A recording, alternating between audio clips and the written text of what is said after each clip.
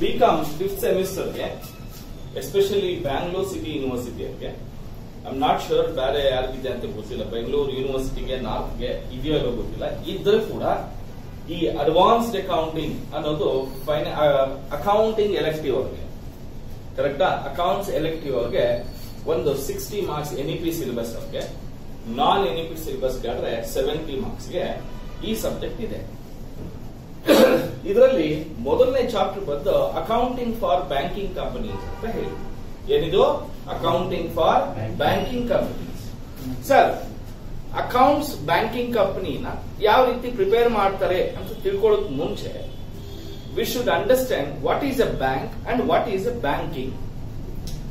What is a bank, what is banking. Bank ಅಂದ್ರೆ ಏನು? ಸೆ bank is A financial institution. It is a place where money transaction takes place. Bank is a place where money transaction takes place. ಅರ್ಥ ಆಗ್ತಾ ಇದೆಯಾ? ಅಂದ್ರೆ bank ಅನ್ನೋದು ಒಂದು institution, ಅದೊಂದು ಪ್ಲೇಸ್, ಅಲ್ಲಿ ನಗದು ಒಂದು ಚಟುವಟಿಕೆ ನಡೆಯುತ್ತೆ, ನಗದಿನ ಒಂದು ಟ್ರಾನ್ಸಾಕ್ಷನ್ಸ್ ನಡೆಯುತ್ತೆ. ಅದನ್ನೇ ನಾವು ಬ್ಯಾಂಕ್ ಅಂತ ಹೇಳ್ತೀವಿ. ಹಾಗಾದ್ರೆ ಬ್ಯಾಂಕಿಂಗ್ ಅಂದ್ರೆ ಏನು? ಬ್ಯಾಂಕಿಂಗ್ ಅಂತ ಹೇಳಿದ್ರೆ as per the banking regulation act of 1949, banking regulation act 1949 ಪ್ರಕಾರ ನಮಗೆ ಬ್ಯಾಂಕಿಂಗ್ ಅನ್ನೋದಕ್ಕೆ definition meaning accepting deposits, accepting deposits for the purpose of lending or investing to the needy people from the public, repayable through by checks, drafts or other means. ಅಂದ್ರೆ banking ಅಂತ ಹೇಳಿದ್ರೆ ಯಾವುದೇ ಒಂದು bank public ಇಂದ deposits ಅನ್ನ collect ಮಾಡಿಕೊಂಡು ಆ collect ಮಾಡಿರೋ ಡೆಪಾಸಿಟ್ಸ್ ಅನ್ನ ಯಾರಿಗೆ ಅವಶ್ಯಕತೆ ಇದೆ ಅವ್ರಿಗೆ ಲೋನ್ ಅನ್ನ ಕೊಡುವಂಥದ್ದು. Lending loans and advances. Not only lending loans and advances, but also investing. Deposit collect ಮಾಡಿರೋ ದುಡ್ಡನ್ನ ನಾವು ಶೇರ್ಸ್ ಮೇಲೆ, ಸೆಕ್ಯೂರಿಟೀಸ್ ಮೇಲೆ, ರಿಯಲ್ ಎಸ್ಟೇಟ್ ಮೇಲೆ, ಆಟೋಮೊಬೈಲ್ಸ್ ಮೇಲೆ ಇನ್ವೆಸ್ಟ್ಮೆಂಟ್ ಮಾಡ್ತಾರೆ, ಬಿಸ್ನೆಸ್ ಮೇಲೆ ಇನ್ವೆಸ್ಟ್ಮೆಂಟ್ ಮಾಡ್ತಾರೆ. ಅಂದ್ರೆ ಡೆಪಾಸಿಟ್ ಕಲೆಕ್ಟ್ ಮಾಡೋದು, ಬಂದಿರೋ ಡೆಪಾಸಿಟ್ಸ್ ಅನ್ನ ಎಲ್ರಿಗೂ ಸಾಲ ಮಾಡುವಂಥದ್ದು, ಸಾಲ ಕೊಡುವಂಥದ್ದು. ಇದು ಬ್ಯಾಂಕ್ನ ಒಂದು ಮುಖ್ಯವಾಗಿರ್ತಕ್ಕಂತಹ ಒಂದು ಉದ್ದೇಶ. ಅಕ್ಸೆಪ್ಟಿಂಗ್ ಡೆಪಾಸಿಟ್ಸ್ ಅಂದ್ರೆ ಡೆಪಾಸಿಟ್ಸ್ ಅಂದ್ರೆ ಯೂಶುವಲ್ ಆಗಿ 4 ರೀತಿಯಾಗಿರ್ತಕ್ಕಂಥ ಡೆಪಾಸಿಟ್ಸ್ ಬರುತ್ತೆ. ಅದರಲ್ಲಿ ತುಂಬಾ ಫೇಮಸ್ ಆಗಿರುವಂತದ್ದು ಸೇವಿಂಗ್ಸ್ ಬ್ಯಾಂಕ್ ಡೆಪಾಸಿಟ್ಸ್ ಅಂತ ಹೇಳ್ತೀವಿ, SB ಡೆಪಾಸಿಟ್ಸ್ ಅಂತ ಹೇಳ್ತೀವಿ. ಏನಿದು ಸೇವಿಂಗ್ಸ್ ಬ್ಯಾಂಕ್ ಡೆಪಾಸಿಟ್ಸ್ ಅಂದ್ರೆ ಈ ಸ್ಮಾಲ್ ಸೇವಿಂಗ್ಸ್ ಏನಿದೆ ಜನರ ಹತ್ರ, ಆ ಸ್ಮಾಲ್ ಸೇವಿಂಗ್ಸ್ ಅನ್ನ ಹೆಣ್ಮಕ್ಳಾಗ್ಲಿ ಗಂಡು ಮಕ್ಳಾಗ್ಲಿ ಮನೆಯಲ್ಲಿ ಎಲ್ಲೋ ಒಂದ್ ಕಡೆ ಎತ್ತಿಡೋ ಬದಲು ಆ ದುಡ್ಡನ್ನ ಬ್ಯಾಂಕ್ ಅಲ್ಲಿ ಡೆಪಾಸಿಟ್ ಮಾಡ್ತಾರೆ, ಸೇವಿಂಗ್ಸ್ ಬ್ಯಾಂಕ್ ಅಕೌಂಟ್ ಅಲ್ಲಿ ಹಾಕ್ತಾರೆ. ಓಕೆನಾ? ಆ ದುಡ್ಡನ್ನ ಅವ್ರಿಗೆ ಯಾವಾಗ ಬೇಕು ಅವಾಗ ಅವರು ವಿತ್ಡ್ರಾ ಮಾಡಬಹುದು. ದುಡ್ಡು ಸೇಫ್ ಆಗಿ ಬ್ಯಾಂಕ್ ಅಲ್ಲಿ ಇರುತ್ತೆ, ಮನೆಯಲ್ಲಿ ಇಟ್ಟಿದ್ರೆ ಕಳ್ತನ ಆಗ್ಬೋದು. ಕರೆಕ್ಟಾ? ಸೊ ಇದರಿಂದ ಈ ಸ್ಮಾಲ್ ಸೇವಿಂಗ್ಸ್ ಕ್ಯಾಟಗರಿ ಪೀಪಲ್ ಏನಿದೆ ಅವ್ರಿಗೆ ಅವರ ದುಡ್ಡಿಗೆ ಒಂದು ಸೆಕ್ಯೂರಿಟಿ ಬರುತ್ತೆ. ಈ ಡೆಪಾಸಿಟ್ಸ್ಗೆ ಬ್ಯಾಂಕ್ನವರು ಒಂದು small negligible nominal rate of interest ಕೊಡ್ತಾರೆ. ವರ್ಷಕ್ಕೆ 5 ರಿಂದ 5.5%, 6% ಬಡ್ಡಿ ಕೊಡ್ತಾರೆ, ಇಂಟ್ರೆಸ್ಟ್ ಕೊಡ್ತಾರೆ. ಅರ್ಥ ಆಯ್ತಾ ಎಲ್ಲರಿಗೂ? ಇದನ್ನೇ ಸೇವಿಂಗ್ಸ್ ಬ್ಯಾಂಕ್ ಡೆಪಾಸಿಟ್ಸ್ ಅಂತ ಹೇಳ್ತೀವಿ. ಎರಡನೇದು ಫಿಕ್ಸ್ಡ್ ಡೆಪಾಸಿಟ್ಸ್ ಅಂತ ಹೇಳ್ತೀವಿ. ಈ ಡೆಪಾಸಿಟ್ಸ್ ಪಬ್ಲಿಕ್ ಒಂದಷ್ಟು ಅಮೌಂಟ್ ಅನ್ನ ಒಂದು ಫಿಕ್ಸ್ಡ್ ಪೀರಿಯಡ್ ಆಫ್ ಟೈಮ್ಗೆ ಅಂತ ಡೆಪಾಸಿಟ್ ಮಾಡ್ತಾರೆ. ಯೂಶುವಲ್ ಆಗಿ 60 ದಿನದಿಂದ 60 ಡೇಸ್ ಇಂದ 5 ಇಯರ್ಸ್ ವರೆಗೂ ಡೆಪಾಸಿಟ್ ಅನ್ನ ಮಾಡಬಹುದು, ಫಿಕ್ಸ್ಡ್ ಡೆಪಾಸಿಟ್. ಈ ಫಿಕ್ಸ್ಡ್ ಡೆಪಾಸಿಟ್ ಯಾವಾಗ ಬೇಕೋ ಆವಾಗ ವಾಪಸ್ ತಗೊಳ್ಳೋ ಹಾಗಿಲ್ಲ. ತಗೊಂಡ್ರೆ ನಿಮಗೆ ಬರ್ತಕ್ಕಂಥ ಬಡ್ಡಿ ಅಮೌಂಟ್ ಕಡಿಮೆ ಆಗುತ್ತೆ. ಅರ್ಥ ಆಯ್ತಾ? ನಿಮಗೆ ಬರುವಂತ ಬಡ್ಡಿ ಅಮೌಂಟ್ ಏನಾಗುತ್ತೆ?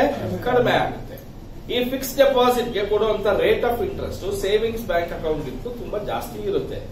ಯೂಶುವಲ್ ಆಗಿ ಫಿಕ್ಸ್ ಡೆಪಾಸಿಟ್ಸ್ ಗೆ 7.5% ಇಂದ 9% ವರೆಗೂ ಕೊಡ್ತಾರೆ. ಒಂದೊಂದು ಬ್ಯಾಂಕ್ಗೆ ಇನ್ನೊಂದು ಬ್ಯಾಂಕ್ಗೂ ವ್ಯತ್ಯಾಸ ಇರುತ್ತೆ. ಇದು ಫಿಕ್ಸ್ ಡೆಪಾಸಿಟ್ ಗೆ ಇರತಕ್ಕಂತ ಒಂದು ಟಾಪಿಕ್ ಪಾಯಿಂಟ್.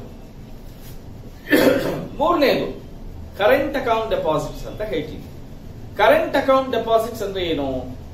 ಈ ಕರೆಂಟ್ ಅಕೌಂಟ್ ಡೆಪಾಸಿಟ್ಸ್ ಎಲ್ಲ ಯಾರು ಸಿಕ್ಕಿದ್ರೆ ಅವರು ಓಪನ್ ಮಾಡಕ್ ಆಗಲ್ಲ. ಯಾರು ಮಾಡಬಹುದು? ಓನ್ಲಿ ಬಿಸ್ನೆಸ್ ಮಾಡ್ತಕ್ಕಂಥವ್ರು ಮಾತ್ರನೇ ಮಾಡಬೇಕಾಗುತ್ತೆ. ಆ ಕರೆಂಟ್ ಅಕೌಂಟ್ ಅನ್ನ ಯಾವುದೋ ಒಂದು ವ್ಯಕ್ತಿಯ ಹೆಸರಲ್ಲಿ ಮಾಡಕ್ಕಾಗಲ್ಲ. ಆ ಅಕೌಂಟ್ ಅನ್ನ ಒಂದು ಬಿಸ್ನೆಸ್ ಹೆಸರಲ್ಲೇ ಓಪನ್ ಮಾಡಬೇಕಾಗುತ್ತೆ. ಈಗ for example Sai study circle ನಮ್ದು ರಿಜಿಸ್ಟರ್ಡ್ ಟ್ರಸ್ಟ್, ಓಕೆನಾ? ನಮ್ ಟ್ರಸ್ಟ್ ಅಕೌಂಟ್ ಅಲ್ಲಿ ಬೇಕಾದ್ರೆ ಒಂದು ಕರೆಂಟ್ ಅಕೌಂಟ್ ಓಪನ್ ಮಾಡಬಹುದು. ಅರ್ಥ ಆಯ್ತಾ ಎಲ್ಲರಿಗೂ? ಸೇವಿಂಗ್ಸ್ ಬ್ಯಾಂಕ್ ಅಕೌಂಟ್ ಓಪನ್ ಮಾಡಕ್ ಆಗಲ್ಲ, ಬಟ್ ಏನ್ ಅಕೌಂಟ್ ಮಾಡಬಹುದು? ಕರೆಂಟ್ ಅಕೌಂಟ್ ಮಾಡಬಹುದು. ಫಿಕ್ಸ್ ಡೆಪಾಸಿಟ್ ಅಕೌಂಟ್ ಕೂಡ ಓಪನ್ ಮಾಡಬಹುದು, ಬಟ್ ಸೇವಿಂಗ್ಸ್ ಮಾಡಕ್ಕೆ ಆಗಲ್ಲ. ಫಿಕ್ಸ್ ಡೆಪಾಸಿಟ್ ಅನ್ನ ಮಾಡಬಹುದು, ಕರೆಂಟ್ ಅಕೌಂಟ್ ನ ಮಾಡಬಹುದು. ಏನ್ ಸರ್ ಇದರಿಂದ ಅಂತ ಹೇಳಿದ್ರೆ, ಈಗ ಎಷ್ಟೊಂದು ಕಾನೂನು ಏನ್ ಹೇಳುತ್ತೆ ಅಂದ್ರೆ, ಇನ್ಕಮ್ ಟ್ಯಾಕ್ಸ್ ಡಿಪಾರ್ಟ್ಮೆಂಟ್ ಆಗ್ಲಿ ಅಥವಾ ಜನರಲಿ ಅಕ್ಸೆಪ್ಟೆಡ್ ಅಕೌಂಟಿಂಗ್ ಪ್ರಿನ್ಸಿಪಲ್ಸ್ ಆಗ್ಲಿ ಏನ್ ಹೇಳುತ್ತೆ ಅಂದ್ರೆ, ನೀವು ಮಾಡ್ತಕ್ಕಂತಹ ಎಲ್ಲಾ ವ್ಯಾಪಾರದ ಟ್ರಾನ್ಸಾಕ್ಷನ್ಸ್ ಅನ್ನ, all business transaction should be done through by bank. ಅರ್ಥ ಆಗ್ತಿದ್ಯಾ? ಪ್ರತಿಯೊಂದು ವ್ಯಾಪಾರದ ಚಟುವಟಿಕೆಗಳನ್ನ ಯಾವ್ದ್ರಲ್ಲಿ ಮಾಡಬೇಕು? ಬ್ಯಾಂಕಿನ ಮುಖಾಂತರನೇ ಮಾಡಬೇಕು ಅಂತ ಹೇಳುತ್ತೆ. ಅರ್ಥ ಆಯ್ತಾ? ಅದಕ್ಕೆ it is an obligation on the part of every business to open a current account and operate their business transaction through by current account. This is called as a current account deposit. ಇದಕ್ಕೆ ಯಾವುದೇ ರೀತಿಯಾಗಿರ್ತಕ್ಕಂಥ interest ಕೊಡೋದಿಲ್ಲ ಬ್ಯಾಂಕ್ನವರು. ಇದರಲ್ಲಿ ಒಂದು ಸವಲತ್ತು, ಒಂದು benefit ಏನಪ್ಪಾ ಅಂದ್ರೆ, ಆ ಬಿಸ್ನೆಸ್ ಪೀಪಲ್ಗೆ ಏನಾದರೂ ಲೋನ್ ಬೇಕಾದ್ರೆ ಅವರು ಇಟ್ಟಿರೋ ಡೆಪಾಸಿಟ್ ಗಿಂತಲೂ ಜಾಸ್ತಿ ಅಮೌಂಟ್ ಅನ್ನ ವಿಡ್ರಾ ಮಾಡಬಹುದು. ಅದನ್ನೇ ಓವರ್ ಡ್ರಾಫ್ಟ್ ಅಂತ ಹೇಳ್ತೀವಿ. ನನ್ನ ಅಕೌಂಟ್ ಅಲ್ಲಿ 1 ಲಕ್ಷ ರೂಪಾಯಿ ಇರುತ್ತೆ, ನನ್ನ ಬಿಸ್ನೆಸ್ ಅಕೌಂಟ್ ಅಲ್ಲಿ. ನಾನು ಅರ್ಜೆಂಟ್ ಆಗಿ ಯಾರಿಗೋ 1.5 ಲಕ್ಷ ಕೊಡಬೇಕು, ಅವ್ರಿಗೊಂದು ಚೆಕ್ ಕೊಟ್ಬಿಟ್ಟಿದ್ದೀನಿ.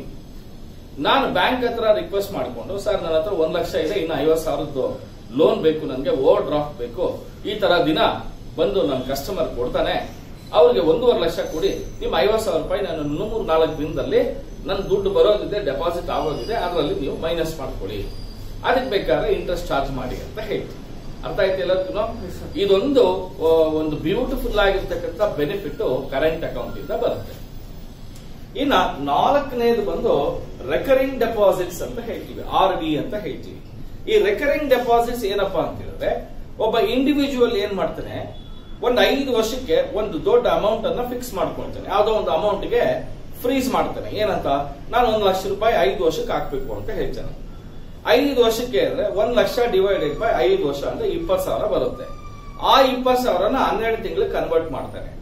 ತಿಂಗಳ ಡೆಪಾಸಿಟ್ ಮಾಡ್ಕೊಂಡು ಹೋಗ್ತಾನೆ. ಓಕೆನಾ? 5 ವರ್ಷ ಆದ್ಮೇಲಿಂದ 1 ಲಕ್ಷಕ್ಕೆ ಅವ್ರಿಗೆ ಬಡ್ಡಿನೂ ಸೇರಿಸಿ ಒಂದಷ್ಟು ಅಮೌಂಟ್ ಬರುತ್ತೆ. ಬಡ್ಡಿ ರೇಟು RD ಅಕೌಂಟ್ಗೆ ತುಂಬಾ ಸ್ವಲ್ಪ ಜಾಸ್ತಿ ಇರುತ್ತೆ. ಫಿಕ್ಸ್ಡ್ ಡೆಪಾಸಿಟ್ ಅಷ್ಟು ಇರಲ್ಲ, ಅಥವಾ ಸೇವಿಂಗ್ಸ್ ಬ್ಯಾಂಕ್ ಅಷ್ಟು ಕಡಿಮೆ ಇರಲ್ಲ. ಸೇವಿಂಗ್ಸ್ ಬ್ಯಾಂಕ್ ಅಕೌಂಟ್ ಗಿಂತಲೂ ಜಾಸ್ತಿ ಇರುತ್ತೆ, ಫಿಕ್ಸ್ಡ್ ಡೆಪಾಸಿಟ್ ಗಿಂತಲೂ ಕಡಿಮೆ ಇರುತ್ತೆ. ಇದು ರೆಕರಿಂಗ್ ಡೆಪಾಸಿಟ್ಸ್ ಗೆ ಇರ್ತಕ್ಕಂತಹ ಒಂದು benefit. All of you got it? So ಇದು ಡೆಪಾಸಿಟ್ಸ್ ಗೆ ಇರ್ತಕ್ಕಂಥದ್ದು.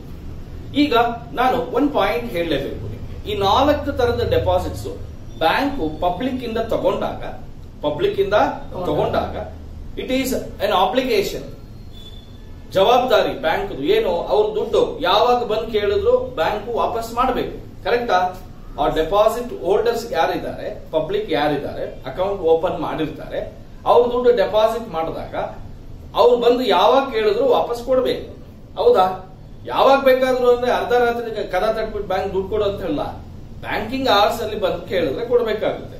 ಈಗೆಲ್ಲ ಏನಿದೆ, UPI ಪೇಮೆಂಟ್ಸ್ ಇದೆ, ಡೆಬಿಟ್ ಕಾರ್ಡ್ ಇದೆ. ಹೌದಾ? ನಮ್ಗೆ ಯಾವಾಗ ಬೇಕೋ ಆವಾಗ ಯಾವ್ದೋ ಒಂದು ATM ಗೆ ನುಗ್ಬಿಟ್ಟು ನಮ್ ದುಡ್ಡು ಇದ್ರೆ ಡ್ರಾ ಮಾಡಬಹುದು. ಹೌದಾ ಇಲ್ಲ? ಸೊ ಅಂದ್ರೆ ನಾನು ಏನಕ್ಕೆ ಹೇಳಕ್ ಹೊರಟಿದ್ದೆ ಅಂತ ಹೇಳಿದ್ರೆ, ಬ್ಯಾಂಕ್ ಏನ್ ಡೆಪಾಸಿಟ್ ಕಲೆಕ್ಟ್ ಮಾಡಿದೆ ಆ ಡೆಪಾಸಿಟ್ ದುಡ್ಡು ಬ್ಯಾಂಕ್ಗೆ ಲೈಬಿಲಿಟಿ ಆಗುತ್ತೆ. ಏನಾಗುತ್ತೆ? ಯಾಕೆ ಅಂದ್ರೆ ವಾಪಸ್ ಮಾಡಬೇಕು. ಅರ್ಥ ಆಗ್ತಿದ್ಯಾ?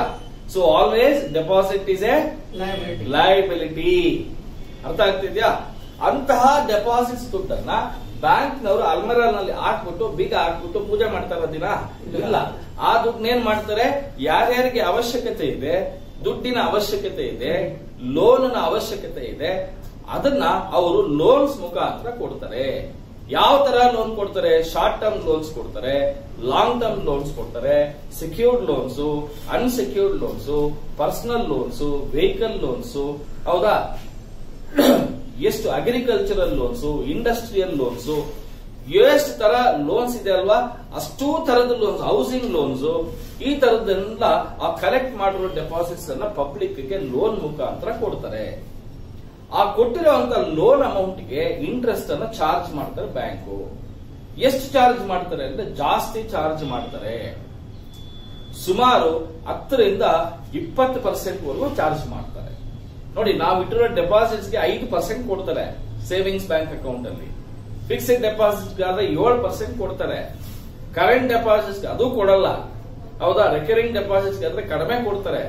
ಆದ್ರೆ ನಮ್ಮ ದುಡ್ಡನ್ನ ನಾವು ಯಾರು ಡೆಪಾಸಿಟ್ಸ್ ಮಾಡಿರ್ತಾರೆ ಅದೇ ದುಡ್ಡನ್ನ ನಾವು ಲೋನ್ ಪಡೆದ್ರೆ ನಾವು 10ರಿಂದ 20% ಬಡ್ಡಿ ಕಟ್ಟಬೇಕಾಗುತ್ತೆ ವರ್ಷಕ್ಕೆ.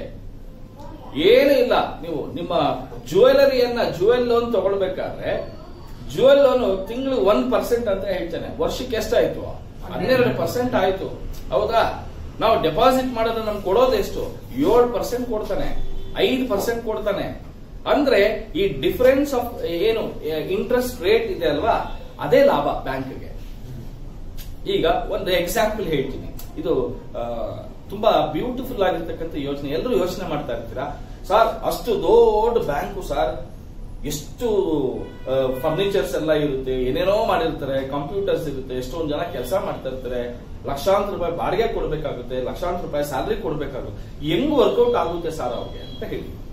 ನೋಡಿ, ಒಂದು ಬ್ಯಾಂಕ್ ಏನು ಇಲ್ಲ, ನಾನು ಹೇಳ್ತಾ ಇರೋದು, ಒಂದು ಬ್ಯಾಂಕು ಒಂದು 100 ಕೋಟಿ ರೂಪಾಯಿ ಎಷ್ಟು ಲೋನ್ ಕೊಟ್ಟಿದ್ರೆ, ಎಷ್ಟು 100 crore rupees ಲೋನ್ ಕೊಟ್ಟಿದ್ರೆ, ಜಸ್ಟ್ 100 crores-ಗೆ 10% ಬಡ್ಡಿ ಲೆಕ್ಕ ಹಾಕೊಳ್ಳಿ, ಎಷ್ಟಾಯ್ತಪ್ಪ? 10 ಕೋಟಿ ಆಯ್ತು. ಅಂದ್ರೆ ಒಂದು ತಿಂಗಳಿಗೆ 10 ಕೋಟಿ ಲಾಭ. ಅರ್ಥ ಆಗ್ತಿದ್ಯಾ? ಬಡ್ಡಿ ಬರುತ್ತೆ. ಅದರಲ್ಲಿ ಅವನು 5 ಕೋಟಿ ಖರ್ಚಾಗ್ಲಿ ಬಿಡಿ, 5 ಕೋಟಿ ಲಾಭ ಅಲ್ವಾ? ಅಂದ್ರೆ ಬಟ್ ಅದಕ್ಕೆ ಈಗ ಬ್ಯಾಂಕಿಂಗ್ ಏನಾಗಿದೆ ಅಂತ ಹೇಳಿದ್ರೆ, ಬ್ಯಾಂಕಿಂಗ್ ಕಂಪನೀಸ್ ಲೋನ್ ಕೊಡೋದಕ್ಕೆ ಸಿಕ್ಕಾಪಟ್ಟೆ ಡಾಕ್ಯುಮೆಂಟೇಶನ್ ಕೇಳ್ತಾರೆ. ಯಾಕೆಂದ್ರೆ ಲೋನ್ ತಗೊಂಡು ಓಡೋಗ್ಬಿಟ್ರೆ, ಬ್ಯಾಡ್ ಡೇಟ್ ಆಗ್ಬಿಟ್ರೆ ಅದು ಕಂಪನಿಗೆ, ಬ್ಯಾಂಕಿಂಗ್ ಕಂಪನಿಗೆ ಲಾಸ್ ಆಗ್ಬಿಡುತ್ತೆ. ಸೊ ಈ ಉದ್ದೇಶದಿಂದ ಅಂದ್ರೆ ಇವೆಲ್ಲ ಕೂಡ ಲೋನ್ಸ್, ಇವೆಲ್ಲ ಲೋನ್ಸ್ ಎಲ್ಲ ಕೂಡ ಬ್ಯಾಂಕ್ಗೆ ಅಸೆಟ್. ಲೋನ್ಸ್ ಎಲ್ಲ ಏನು ಬ್ಯಾಂಕ್ಗೆ ಅಸೆಟ್ಸ್. ಯಾಕೆಂದ್ರೆ ಬ್ಯಾಂಕ್ ಸಾಲ ಕೊಡುತ್ತೆ, ಕಸ್ಟಮರ್ಸ್ ವಾಪಸ್ ಮಾಡಬೇಕಾಗುತ್ತೆ, ಇವತ್ತೆಲ್ಲ ನಾಳೆ ಬ್ಯಾಂಕಿಗೆ ದುಡ್ಡು ಬರುತ್ತೆ ಇಲ್ಲೋ? ಅದಕ್ಕೆ ಲೋನ್ಸ್ ಅನ್ನೋದು ಕಂಪನಿಗೆ, ಬ್ಯಾಂಕಿಂಗ್ಗೆ, ಕಂಪನಿಗೆ ಅಸೆಟ್ ಆಗುತ್ತೆ. ಎಷ್ಟು ಬೇಕೋ ಅಷ್ಟು ಲೋನ್ ಕೊಡ್ತಾರೆ. ಇನ್ನ ಅಷ್ಟು ದುಡ್ಡು ಉಳಿದ್ರೆ ಆ ದುಡ್ಡನ್ನ ಅವರು ಇನ್ವೆಸ್ಟ್ಮೆಂಟ್ ಮಾಡ್ತಾರೆ. ಶೇರ್ಸ್ ಮೇಲೆ, ಡಿಬೆಂಚರ್ಸ್ ಮೇಲೆ, ಗೋಲ್ಡ್ ಮೇಲೆ, ಸೆಕ್ಯೂರಿಟೀಸ್ ಮೇಲೆ, ಗವರ್ಮೆಂಟ್ ಬಾಂಡ್ಸ್ ಮೇಲೆ, ಅರ್ಥ ಆಯ್ತಾ? ರಿಯಲ್ ಎಸ್ಟೇಟ್ ಮೇಲೆ, ಇದರ ಮೇಲೆ ಇನ್ವೆಸ್ಟ್ಮೆಂಟ್ ಮಾಡ್ತಾರೆ. ಇನ್ವೆಸ್ಟ್ಮೆಂಟ್ ಮಾಡಿದಾಗ ಅದರಲ್ಲೂ ಸಾಕಷ್ಟು ಬೆನಿಫಿಟ್, ಪ್ರಾಫಿಟ್ಸ್ ಬರುತ್ತೆ. ಅದು ಕೂಡ ಬ್ಯಾಂಕಿಂಗ್ಗೆ ಲಾಭ ಆಗುತ್ತೆ. ಈ ಇನ್ವೆಸ್ಟ್ಮೆಂಟ್ಸ್ ಕೂಡ ಅಸೆಟ್ ಆಗುತ್ತೆ ಕಂಪನಿಗೆ. ಅರ್ಥ ಆಯ್ತಾ ಎಲ್ಲರಿಗೂ? ಇಂತಹ ಡೆಪಾಸಿಟ್ಸ್ ದುಡ್ಡನ್ನ ಅವರು ಲೋನ್ಸ್ ರೂಪದಲ್ಲಿ, ಇನ್ವೆಸ್ಟ್ಮೆಂಟ್ ರೂಪದಲ್ಲಿ ಹಾಕಿ ಆ ಕಸ್ಟಮರ್ಸ್ಗೆ ಅವರ ದುಡ್ಡು ಯಾವಾಗ ಬೇಕೋ ಆವಾಗ ವಾಪಸ್ ಕೊಡ್ತಾರೆ. ಯಾವ ರೂಪದಲ್ಲಿ ಕೊಡ್ತಾರೆ? ಚೆಕ್ಸ್ ರೂಪದಲ್ಲಿ ಆಗಿರ್ಬೋದು, ಡ್ರಾಫ್ಟ್ ಅಲ್ಲಿ ಆಗಿರ್ಬೋದು, ಅಥವಾ ಬೇರೆ ಯಾವುದೇ ಒಂದು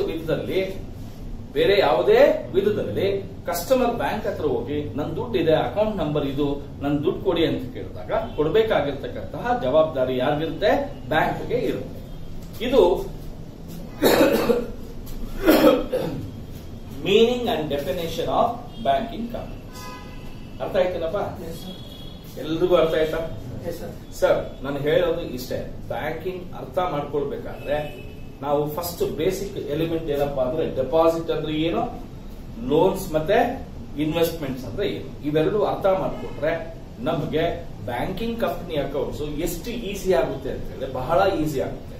ನೋಡಿ, ಡೆಪಾಸಿಟ್ಸ್ ದುಡ್ಡು ವಾಪಸ್ ಮಾಡಬೇಕು, ಲಯಬಿಲಿಟಿ.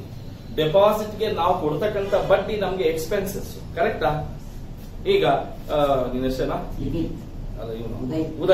ಉದಯ್, ಲಿಖಿತ್ ಮತ್ತೆ ನಮ್ಮ ಡಿಂಕೆ, ಇವರೆಲ್ಲ ಡೆಪಾಸಿಟ್ ಮಾಡಿರ್ತಾರೆ. ಡೆಪಾಸಿಟ್ ಮಾಡಿದ್ರೆ ಅವ್ರು ಯಾವಾಗ ಬೇಕೋ ಅವಾಗ ದುಡ್ಡು ವಾಪಸ್ ಮಾಡಬೇಕು. ನಾನು liable, I am liable to pay return their deposit money. It's a liability. ತಿಂಗಳ ನಾನು ಬಡ್ಡಿ ಕೊಡ್ಬೇಕು ಅವ್ರಿಗೆ, ವರ್ಷಕ್ಕೊಂದ್ಸರಿ ಬಡ್ಡಿ ಕೊಡ್ಬೇಕು. ಆ ಬಡ್ಡಿ ನನಗೇನಾಗುತ್ತೆ, ಎಕ್ಸ್ಪೆನ್ಸಸ್ ಆಗುತ್ತೆ. ಹೌದಾ? ಅಂದ್ರೆ ಡೆಪಾಸಿಟ್ ಲೈಬಿಲಿಟಿ ಆಗುತ್ತೆ, ಡೆಪಾಸಿಟ್ ಮೇಲೆ ಕೊಡ್ತಕ್ಕಂಥ ಇಂಟ್ರೆಸ್ಟ್ ಎಕ್ಸ್ಪೆನ್ಸಸ್ ಆಗುತ್ತೆ. ಆದ್ರೆ ಲೋನ್ಸ್ ಅಂತ ಏನಿದೆ ಅದು ನಮ್ಗೆ ವಾಪಸ್ ಬರೋ ಅಂತ ದುಡ್ಡು ಪಬ್ಲಿಕ್ ಇಂದ ಅದು ನಮ್ಗೆ ಅಸೆಟ್ ಆಗುತ್ತೆ. ಅವ್ರು ಕೊಡೋ ಅಂತ ಇಂಟ್ರೆಸ್ಟ್ ಏನಿದೆ ಅಲ್ವಾ ಅದು ನಮ್ಗೆ ಪ್ರಾಫಿಟ್ ಆಗುತ್ತೆ. All of you got it? ಈ ಕಾನ್ಸೆಪ್ಟೇ ಬೇಸಿಕ್ ಆಗಿ ಅರ್ಥ ಮಾಡ್ಕೊಳ್ಬೇಕಾಗಿದೆ. ಇದೊಂದು ಕಾನ್ಸೆಪ್ಟ್ ಬಂದ್ಬಿಡ್ತು ಅಂತ ಇಟ್ಕೊಳ್ಳಿ, ಬ್ಯಾಂಕಿಂಗ್ ಕಂಪ್ನಿ ಲೈಕ್ ದಿಸ್ ಚಿಟ್ಕೆ ಹೊಡೆಯೋದ್ರಲ್ಲಿ ಮುಗಿಸ್ಕೊಂಡು. ಹಾಗೆ ಇನ್ವೆಸ್ಟ್ಮೆಂಟ್, ಶೇರ್ಸ್ ಪರ್ಚೇಸ್ ಮಾಡಿರ್ತೀವಿ, ಸೆಕ್ಯೂರಿಟೀಸ್ ಪರ್ಚೇಸ್ ಯಾವಾಗ ಬೇಡ ನಾವಾಗ ಏನ್ ಮಾಡ್ಬೋದು, ಮಾರ್ಕ್ ಬಿಸಾಕ್ಬೋದು, ದುಡ್ಡು ಬರುತ್ತೆ, ಅಸೆಟ್.